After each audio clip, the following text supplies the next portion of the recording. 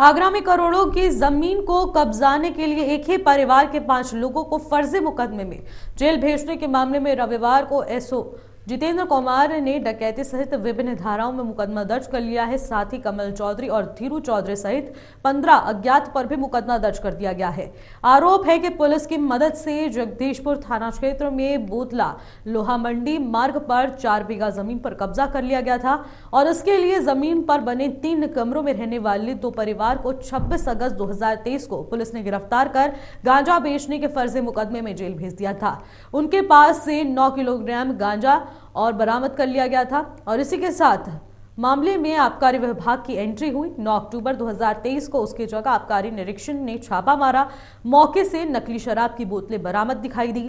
मामले में पूनम और उनकी ननंद पुष्पा को गिरफ्तार कर जेल भेज दिया गया था। इसके बाद जगह खाली हो गई और उस पर प्लॉटिंग शुरू कर दी गई। जमानत के बाद पीड़ित महिलाओं ने सीएम से मदद की गुहार लगाई, जिसके बाद मामले की सच्चाई सबके सामने आ गई। फिलहाल आरोपियों के खिलाफ 147, 148, 149, 457 और इसी के साथ 448 समेत कई धाराओं में केस दर्ज कर लिया गया है।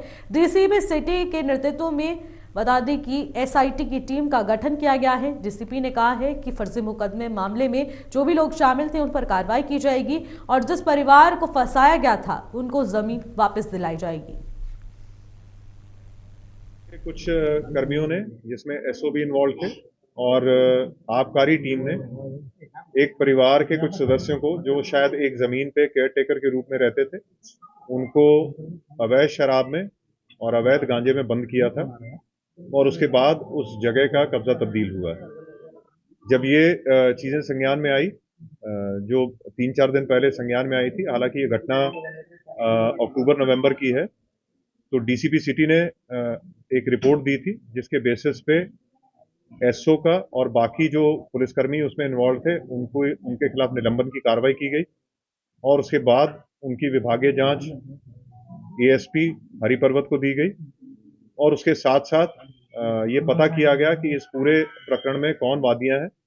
वादिया को बुला के जो उन्होंने तहरीर दी, उस तहरीर के बेसिस पे कुछ पुलिसकर्मियों के खिलाफ और प्राइवेट लोगों के खिलाफ मुकदमा दायर किया गया और जो परिवार वहां पे रहता था, जिसको वहां से हटाया गया था, उस परिवार को पुनः वहां पे विस्थापित किया गया है।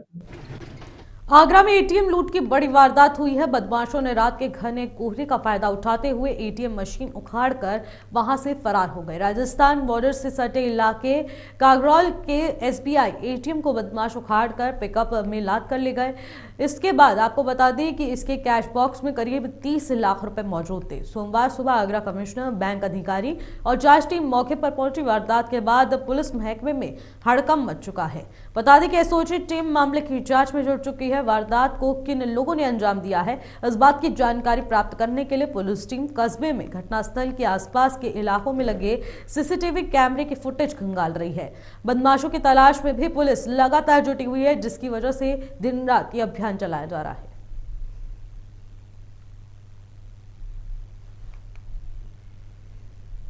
हरदोई जिले के पाली थाना क्षेत्र में हुए व्यापारी अपहरण कांड के मुख्य साजिशकर्ता रविकांत की पुलिस के साथ मुठभेड़ हो गई।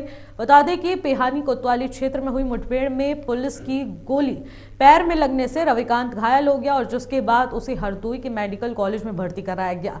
रवि के खिलाफ बाराबंकी और सीतापुर में भी आपराधिक मामले दर्ज है। पुलिस ने रविकांत और उसके एक साथी को गिरफ्तार किया है, जबकि फायरिंग में हेड कांस्टेबल पवन सिंह और कांस्टेबल सुरेंद्र बहादुर भी जख्मी हो गए।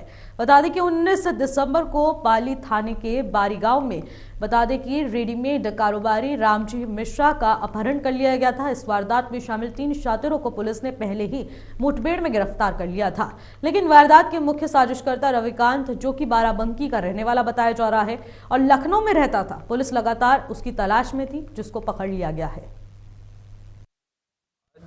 जहानी खेड़ा थाना पिहानी क्षेत्र में हमारी स्वाट टीम, सर्विलांस टीम और पिहानी के कोतवाल चेकिंग कर रहे थे। उसी दौरान मुखबिर से सूचना प्राप्त हुई कि सीतापुर रेलवे पुल के पास जो सड़क जाती है, वहां पर 2 संदिग्ध व्यक्ति हैं जो कोई घटना करने की फिराक में हैं। इस सूचना पर हमारी टीम वहां पहुंची और घेराबंदी कर इनको जांच करने की प्रयास किया, तो इन्होंने भागते हुए पुलिस पर फायरिंग शुरू कर दिया, जवाबी फायरिंग में एक व्यक्ति घायल हुआ है जिसके पैर में गोली लगी और दूसरा व्यक्ति गिरफ्तार हुआ है। इनके पास से 2 तमंचे बरामद हुए हैं, जिंदा कारतूस और खोखे बरामद हुए हैं। उत्तर प्रदेश से एक दिल दहला देने वाली घटना सामने आई है। रविवार की सुबह उत्तर प्रदेश के ललितपुर के अर्जुन खीरिया गांव में एक महिला ने कुछ अज्ञात लोगों के साथ एक युवक पर बेरहमी से हमला किया। महिला ने अज्ञात लोगों के साथ मिलकर युवक का प्राइवेट पार्ट धारदार हथियार से काट दिया।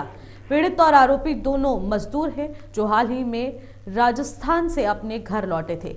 ये मामला पीड़िता के घर पर सुबह करीब 4 बजे हुआ। इस हमले में बता दें कि इस हमले के पीछे की जो वजह निकलकर सामने आ रही है उसका अभी तक पता पूरी तरीके से नहीं चल पाया है। इस घटना के बाद पीड़ित को उसके रिश्तेदार स्थानीय अस्पताल ले गए।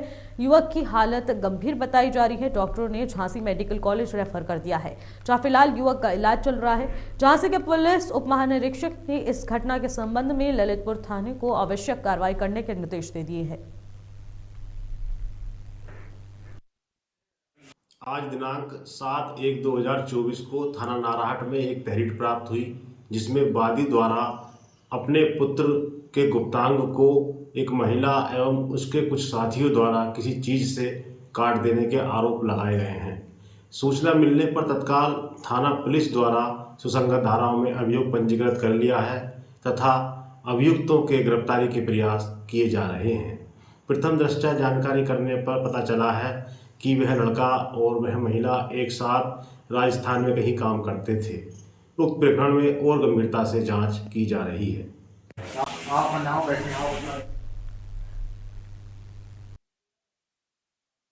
इनकार करने पर महिला ने युवक का प्राइवेट पार्ट काट दिया और ये सुबह 4 बजे की घटना है, जिसके बाद युवक को नजदीकी अस्पताल में रेफर कर दिया गया था। और इसके अलावा आपको बताते चलें कि अज्ञात लोगों के साथ मिलकर उस युवती ने युवक का प्राइवेट पार्ट काट दिया, जिसके बाद इलाके में हड़कंप मच चुका है और पुलिस लगातार इस पूरे मामले की छानबीन में जुट चुकी है। शादी से इनकार करने की वजह बताई जा रही है, लेकिन इसके पीछे की जो हकीकत है उसकी तलाश में पुलिस लगातार जांच पड़ताल कर रही है, पूछताछ कर रही है। महिला ने युवक का प्राइवेट पार्ट काटा है, जो कि अपने आप में एक बहुत बड़ी खबर है।